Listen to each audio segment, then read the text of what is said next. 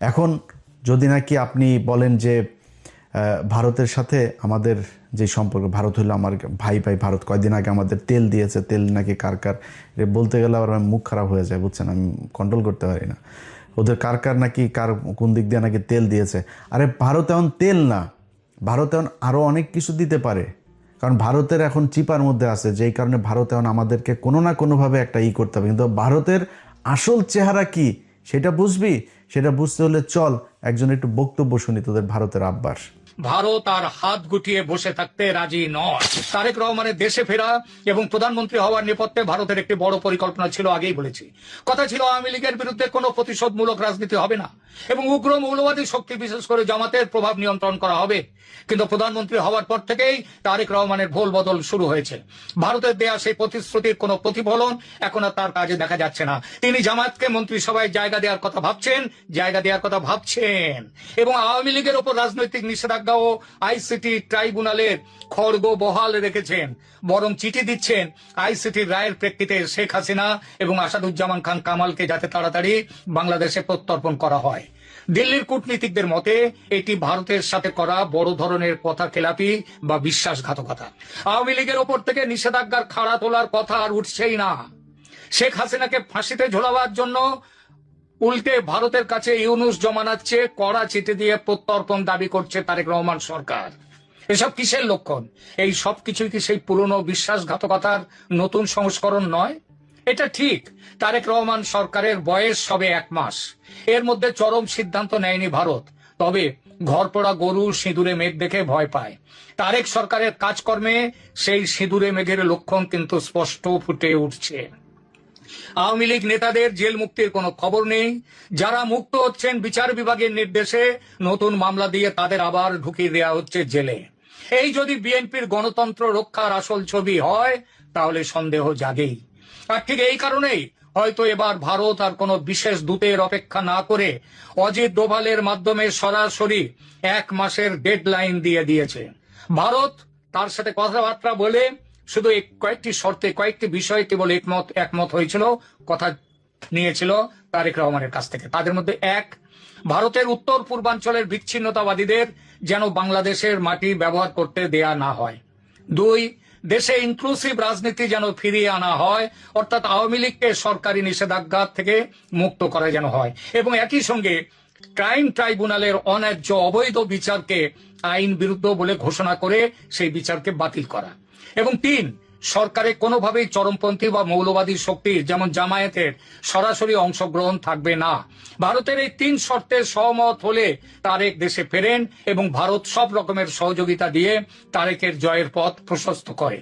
কিন্তু প্রধানমন্ত্রী হওয়ার পর তারেক রহমান কি সেই 2004 সালের মতোই ভারতের বিশ্বাস ভাঙতে চলেছেন? ভবিষ্যতের পথ নিষ্কণ্টক রাখতে শেখ হাসিনার দেশে ফেরা বন্ধ করো, মৃত্যুদণ্ড বহাল রাখো, আওয়ামী লীগকে নিষিদ্ধ রেখে দাও, রাজনীতিতে যেন ফিরতে না পারে আওয়ামী লীগ, যাতে আমেরিকার দালালি করবার জন্য বাংলাদেশ অনন্তকাল তৈরি হতে পারে। দিল্লির রণমূর্তি এই কারণেই, এই জন্যই অজিত ডোভালের চরম বার্তা। কেননা পরিস্থিতি আবার সেই 2004-এর দিকে চলেছে। এই পরিস্থিতিতে ভারত আর হাত গুটিয়ে বসে থাকতে রাজি নয়। নির্ভরযোগ্য সূত্রের খবর অনুযায়ী সেখানে ডোভাল সাহেব কোনো কূটনৈতিক মারপ্যাঁচ নয়, বরং সরাসরি টাইম বাউন্ড হুঁশিয়ারি দিয়েছেন বাংলাদেশের ডিজিএফআই কে সামনে বসিয়ে। কি ছিল সেই হুঁশিয়ারিতে? 1, আগামী 1 মাসের মধ্যে আওয়ামী লীগের ওপর থেকে সমস্ত রাজনৈতিক নিষেধাজ্ঞা তুলে নিতে হবে। 2, আইসিটি অধ্যাদেশ এবং তার অধীনে দেওয়া সমস্ত সাজা ও শেখ হাসিনার মৃত্যুদণ্ডের নির্দেশ বাতিল করতে হবে। 3, যদি এই 1 মাসের মধ্যে কোনো কার্যকর পদক্ষেপ না নেওয়া হয় তবে ভারত তার নিজের স্বার্থ, তার জাতীয় স্বার্থ রক্ষায় যে ব্যবস্থা উপযুক্ত মনে করবে সেই ব্যবস্থা নিতে বাধ্য হবে। এই হুঁশিয়ারি শুধু কথার কথা নয়। ভারতের নিরাপত্তা বিশ্লেষকরাও বলছেন জামাতের উত্থান মানেই ভারতের উত্তর পূর্বাঞ্চলের অস্থিরতা তৈরি করা। ভারত কোনোভাবেই তার প্রতিবেশী রাষ্ট্রে পাকিস্তান ঘেঁষা কোন মৌলবাদী শক্তি, যে শক্তি বাংলাদেশের স্বাধীনতার শত্রু, তাদেরকে সহ্য করবে না। ভারত স্পষ্ট বলেছে সংসদে বিএনপির একক সংখ্যাগরিষ্ঠতা আছে, তবুও জামায়াতকে মন্ত্রী করার কথা উঠছে কেন? পুরনো ভালোবাসার টান, আমেরিকার চাপ, বাংলাদেশ যেন মনে রাখে আমেরিকার সমস্ত হুমকি উড়িয়ে দিয়ে 71-এ ভারতের ফৌজ স্বাধীন করেছিল বাংলাদেশকে। আজ দরকার হলে ভারতের ফৌজ উপযুক্ত ব্যবস্থা নিতে এবারও পিছিয়ে আসবে না। এই হইল ভারতের বন্ধুত্ব। এটার শুরু আজকে থেকে না, সেই 1971 সালের 16ই ডিসেম্বর থেকে শুরু করে আজকে পর্যন্ত ভারত কখনো মানতেই পারে নাই যে বাংলাদেশ একটা স্বাধীন রাষ্ট্র। তারেক রহমান তার কথা না শুনলে সে এখানে সোলজার পাঠা, সোলজার পাঠা, তোরা সোলজার পাঠা, বাংলাদেশে পাঠা, ইস্ট পাকিস্তান ওয়েস্ট পাকিস্তান, দুই পাকিস্তান মিলা বাম্বু লাগাবে, পাঠা তোরা, যদি ক্ষমতা থাকে তাহলে বাংলাদেশের সোলজার পাঠা, ন্যাংটা বানায় ছেড়ে দিবে।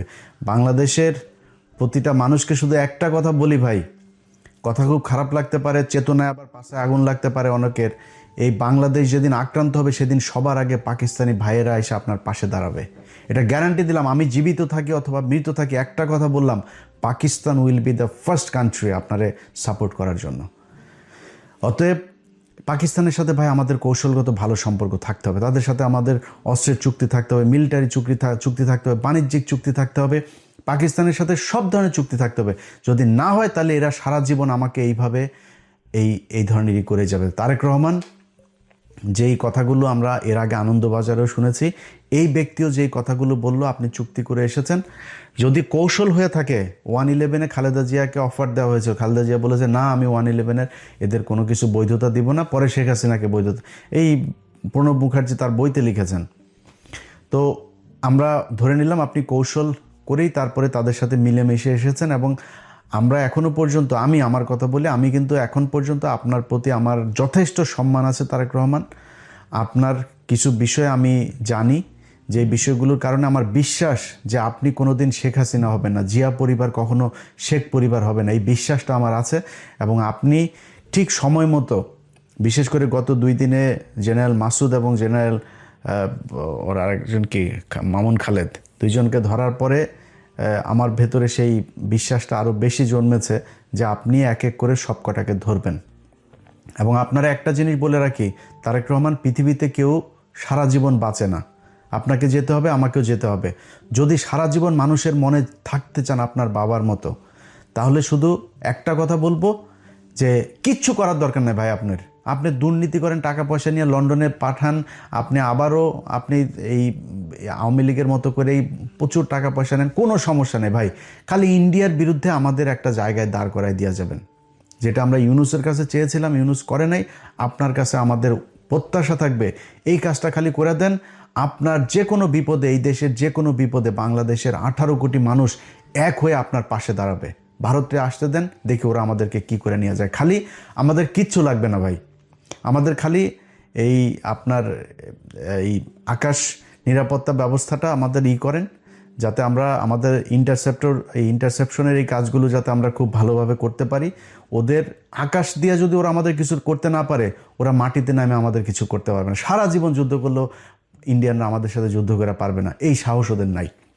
আর সেই সাথে আমাদের যা লাগে, অস্ত্র লাগে, যা লাগে, সেটা ভাই আপনাদের মানে এই আল্লাহকে সাক্ষী রেখে বললাম, যদি পাকিস্তান সবার আগে আপনার পাশে না দাঁড়ায় এসা, আমি যদি জীবিত থাকি সেদিন আমার জুতার গলা নিয়ে আপনাদের সামনে এসে হাজির হব।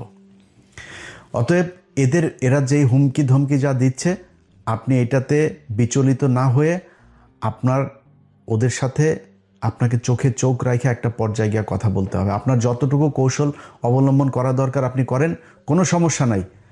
আপনাদের সামনে ভিডিওতে আজকে আমি কথা দিলাম যে বাংলাদেশ যদি ভারতের সাথে যুদ্ধ হয় এবং এই বর্তমান সরকার যদি বাংলাদেশের মানুষের পক্ষে থাকে, আমি যদি নাকি ওই দিন ফ্লাই করে বাংলাদেশে না যাই, তাহলে আমার সারা জীবন আপনি যা মনে চায়, ভীতু, কাপুরুষ, খারাপ, বজ্জাত, মানে বেঈমান, মুনাফেক, যা মনে চায় বললেন, সেদিন যদি আমি দেশে না যাই। কিন্তু ওই সরকারকে, আমার দেশের ওই সময়ের সরকারকে ইন্ডিয়ার বিরুদ্ধে যুদ্ধে অংশ নিতে হবে।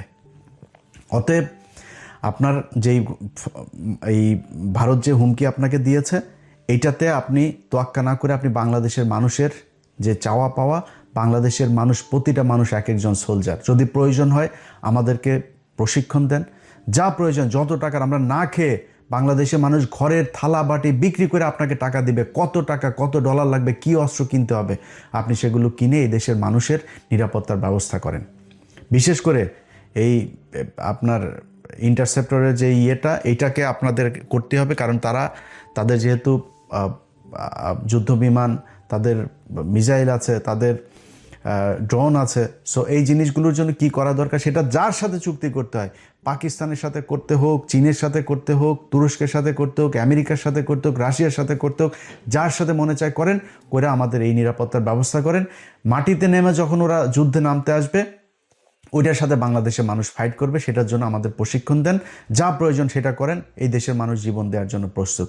আমরা অন্তত গত 15 বছরে এরকম একটা প্রজন্ম তৈরি করেছে, যে প্রজন্মটা এই দেশে ভারতের বিরুদ্ধে যুদ্ধ করে শহীদ হওয়ার জন্য মুখিয়ে আছে। কে বিএনপি করে, কে জামাত করে, কে কোন দল করে, চরমনাই করে না কি করে, ইন্ডিয়ার প্রশ্নে সবাই এক। অতএব আপনি সেটা করেন। আমাদের কিছু কিছু মানুষজন আছে যারা এখনো পর্যন্ত পাকিস্তানের সাথে আমাদেরকে একটা দ্বন্দ্ব বাধায় রাখার জন্য একটাই করে, ভাই 26শে মার্চ আমরা স্বাধীনতা দিবস, ওকে 16ই ডিসেম্বর ইন্ডিয়া তাদের কাছ থেকে লিখে নিয়ে গিয়েছে, আমাদের কারো আসতে দেন, ওকে তারপরে ভাই আলাদা হয়ে গিয়েছে, দ্যাটস এনাফ, এটা ওভার। এখন আমরা দিনগুলো পালন করব, ঠিক আছে, গুতাগুতির দরকার নাই। তো পাকিস্তানের গুতায় কি পাকিস্তানের কাছ থেকে আপনি টাকা নিতে পারবেন? পাকিস্তান আপনার এখানে না আসলে পাকিস্তানের কি হবে? পাকিস্তানের ল্যান্ডের অভাব আছে? আমার মেয়ে 1,44,000 বর্গ কিলোমিটার, ওর 6,80,000 না কত হাজার বর্গ, আমার চাইতে এরকম 5টা রাষ্ট্রের মতো ওর একটা দেশ, মানুষ আমাদের চেয়েও কম। তো ওদের আমাদের জায়গা দরকার আছে নাকি? আমার এখানে আছে কি? আছে কিছু বাংলাদেশে। এখন ওরা আমাদেরকে, এই কিছু মানুষজন আছে যেগুলো এই দ্বন্দ্ব বাধায় রাখার জন্য ইচ্ছাকৃতভাবে, দেখেন সবশেষ খেলাটার কথা বলে আপনাদের শেষ করি। সবশেষ খেলার ক্রিকেট খেলাটায় বাংলাদেশ 3টা ম্যাচ খেললো। 3টা ম্যাচের মধ্যে প্রথম ম্যাচে আপনার মেহেদী হাসান মিরাজ, সালমান আগা তাকে আউট করলো। দেখেন এই পাকিস্তান মাত্র কয়দিন আগে ভারতের সাথে যখন বাংলাদেশ খেলতে যাবে না ভারতে, একমাত্র পাকিস্তান এসে আমাদের পাশে দাঁড়াইলো, আর কেউ দাঁড়ায় নাই। অনেকে বলে হ্যাঁ পাকিস্তান তো পরে খেললোই, পাকিস্তান বলে লাভ হইলো কি, শুধুই ফাঁকা আওয়াজ দিল। আরে বেটা, ফাঁকা আওয়াজ তোর কোনো বাপ দিয়েছে? পাকিস্তান দিয়েছে।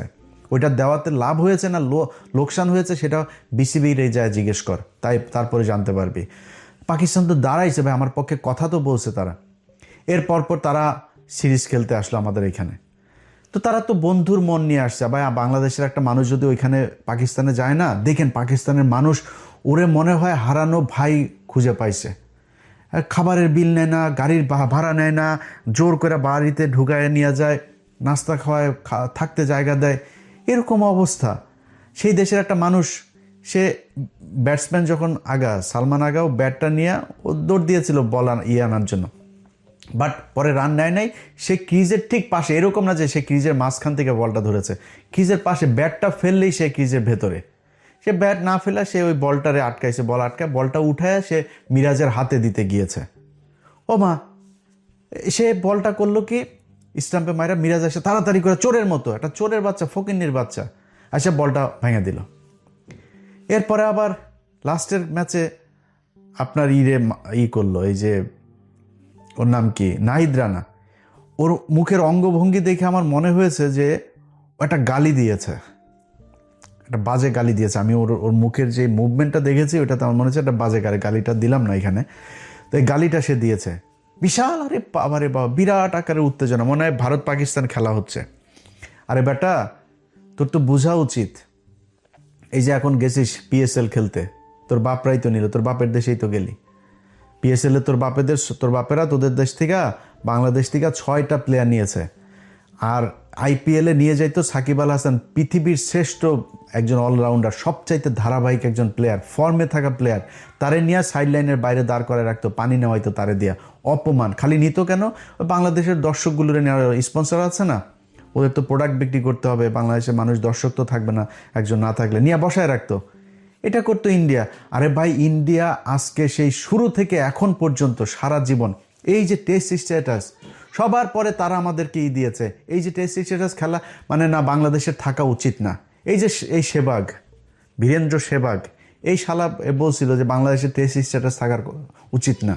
এরা ইন্ডিয়া খালি খেলা না, বাংলাদেশের প্রতিটা জায়গায়, প্রতিটা সেক্টরে তারা সারা জীবন, এই যে কয়দিন আগে আপনার এই যে বাংলাদেশ থেকে আপনি দেখছেন না যে বাংলাদেশের মানুষজনরা এখন আর আসতে দিবে না, কারণ বাংলাদেশের মানুষ এখানে ওই আপনার ইয়েগুলো এখানকার সরকারি যে সুবিধাগুলো আছে এই সুবিধাগুলো বেশি উপভোগে। যেমন ধরেন কারো মা অসুস্থ, বাবা অসুস্থ, তার ট্রিটমেন্টের জন্য এখানে আপনি ঘরে রাখলেও আপনারে কিছু টাকা দেয়। আপনার অনেক এরকম বাচ্চাদের জন্য চাইল্ড সাপোর্ট দেয়, অনেক ধরনের এই প্রণোদনা আছে, এগুলো দেয়। তো এগুলো এই ইন্ডিয়ানরা, তারা ইন্ডিয়ানদের কারো দেন, ওরা কিন্তু আমাদের চেয়ে বেশি খায়, অথচ ইন্ডিয়ানগুলো দেয় নাই। বাংলাদেশেরগুলো সবগুলো দিয়েছে যে বাংলাদেশ নাকি 54% নাকি এশিয়ার নাকি আমরা নাকি খাই, তারপরে এটা দিয়ে এখন বাংলাদেশিদের ভিসা দেওয়া বন্ধ। ভাই প্রতিটা জায়গায় আপনি 1971 সালের মুক্তিযুদ্ধের পর এটা নিয়ে কোনো বিতর্ক নাই। প্রতিটা মুক্তিযুদ্ধের কাছে জিজ্ঞেস করবেন যে ইন্ডিয়ানরা আমাদের এখান থেকে কি পরিমাণে, পাকিস্তানের 92,000 এই সোলজার তারা আপনার অস্ত্র রেখে আসলো।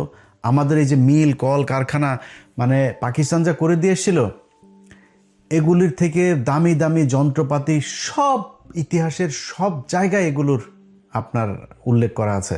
তারা নিয়ে গিয়েছে, আমাদের দেশের টাকা পয়সা লুটপাট। ইয়ের পরে 400 কোটি টাকা এসেছিল আমাদের অনুদান বিদেশ থেকে, সেই 400 কোটি তখন আমাদের তো টাকশাল সব নাই, তারা আমাদের সেটা করলো। সেই টাকাটাতে তারা 400 কোটিরে 800 কোটি ছাপাইলো। 800 কোটি ছাপায় কি করলো তারা, তাদের ওই টাকাগুলো দিয়ে আমাদের দেশে চাল ডাল সব কিনে নিয়ে গেল। পর্যাপ্ত ছিল আপনার বিভিন্ন দেশ থেকে আসা আপনার সাহায্য সহযোগিতা ছিল, এগুলো সব নিয়ে যায় তারা আমাদের দেশে ইনফ্লেশন করে দিল। মানুষ না খেয়ে 74-এ মারা গেল। আর ভাই মানুষ মারা গেলে মারা যাবে 72-এ 73-এ, 74-এ গিয়ে মূল্য কেন? এই ভারতীয়দের কারণে। ভাই আপনারে আমি যদি এখন 55 বছরে এই ইতিহাস এত ড্যামেজ হয়েছে যে আপনাকে এখন আমি বুঝাইতে গেলে আপনার অনেক কিছু মনে হবে যে এই লোক আসলে মানে মুক্তিযুদ্ধ নিয়ে এত কথা বলে, ভারতের বিরুদ্ধে এত ক্ষোভ তার। ভাই আমার কথা বিশ্বাস করার দরকার নেই আপনার। আল্লাহর ওয়াস্তে যেই মানুষগুলো সেক্টর কমান্ডার ছিল, মুক্তিযুদ্ধের সর্বাধিনায়ক আছে না জেনারেল ওসমানী, সেই জেনারেল ওসমানী শেখ মুজিবের এখান থেকে পদত্যাগ করেছিল, জানেন এটা? শেখ মুজিব মন্ত্রণালয়ে থাকতে দেয় নাই। এই যে তাজউদ্দিন আহমেদ, তার অবর্তমানে সে প্রধানমন্ত্রী ছিল না, এই তাজউদ্দিন আহমেদরে শেখ মুজিব বহিষ্কার করেছে, বাধ্য হয়েছে তারা করতে। শেখ মুজিব এই তাজউদ্দিনের মেয়ের বইতে লিখেন একদম হুবহু সেদিনের ঘটনাটা বর্ণনা করেছে যে আব্বু সেদিন এই বাড়িতে এসে তারপর বলেছিল এর চেয়ে পাকিস্তান আমলিত ভালো ছিল। কোনো কারণে একটা কোনো ভালো মানুষরে ওই দিন এই শেখ মুজিব তার এই জায়গাতে সে থাকতে দেয়নি। সো এখন আপনি তাদের কাছ থেকে ইতিহাস শেখেন, দেখবেন ইতিহাসের সব কিছু জানেন। আমার কাছ থেকে কারোর কথা বিশ্বাস করবেন, আপনার নেতারাও বিশ্বাস করবেন না, আমারও করবেন না কারোর কথা। আবার এখন যে গজিয়ে ওঠা যেসব মুক্তিযোদ্ধা আছে এগুলোরও বিশ্বাস করবেন না, এগুলো সব ভুয়া মুক্তিযোদ্ধার ওই সার্টিফিকেট নিয়ে সব এখন আসল মুক্তিযোদ্ধা কেউ সামনে আসে না। এরা এই তেলও মারে না, এরা এই ধান্দা এই খাইতেও আসে না, অনেকে আছে এই ভাতাও নেয় না। এরকম বহু মুক্তি আমার নিজের পরিবারে আছে। আমার আপন খালু, আমার খালার ছোট খালার হাজবেন্ড, আপন খালু মুক্তিযোদ্ধা। এইসব ইতিহাস এগুলো তার কাছ থেকে বহুত শুনছি ভাই। আপনার সেক্টর কমান্ডার আছে না, সেক্টর কমান্ডার সবচাইতে বড় সেক্টর 9 নম্বর সেক্টর খুলনা অঞ্চলের, এই 9 নম্বর সেক্টরের সেক্টর কমান্ডার আপনার মেজর জলিল। জানেন মেজর জলিল কোথায় মারা গেছিল? এটা জানেন কেউ? মেজর জলিল এই করাচিতে গিয়ে মারা গেছিল। দেখেন ওনার দেখেন, ওনার গুগলে যান, ওনার দেন, করাচিতে গিয়ে মারা গেছিল। এই বাংলাদেশের প্রতি ঘৃণা, ইন্ডিয়ার প্রতি ঘৃণায় সেই দেশটায় থাকতে পারে নাই, সেই জীবনটা সেইখানে মারা গিয়েছে। একজন সেক্টর কমান্ডার। আপনার কাছ থেকে আমি ইতিহাস শিখবো ভাই।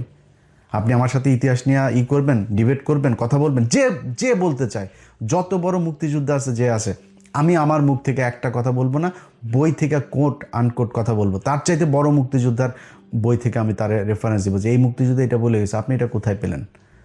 আমার মুখ থেকে একটা কথা বলবো না, কে আছেন বলেন, আমি তার সাথে বসবো।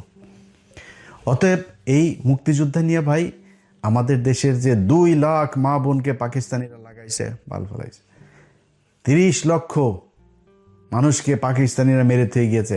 ভাই এই ভগাস কথাবার্তা 55 বছর হয়েছে মুক্তিযুদ্ধ মন্ত্রণালয়ের, বলেন না কেন ঠিক করতে? জীবনেও করবে না, কারণ সব মিথ্যা কথা। পাকিস্তানিরা কাউকে রেপ করে নাই, পাকিস্তানিরা কোনো মুসলমানকে হত্যা করে নাই। এই যে কয়দিন আগে আমেরিকাতে দেখছেন না 2 কংগ্রেসম্যান সব এই কারণেই। হ্যাঁ, হিন্দুদের সাথে যুদ্ধ হয়েছে, ভারতের সাথে পাকিস্তানের যুদ্ধ হয়েছে, হিন্দুরা তো এই দেশে গণহত্যা চালিয়েছে, গণধর্ষণ চালিয়েছে।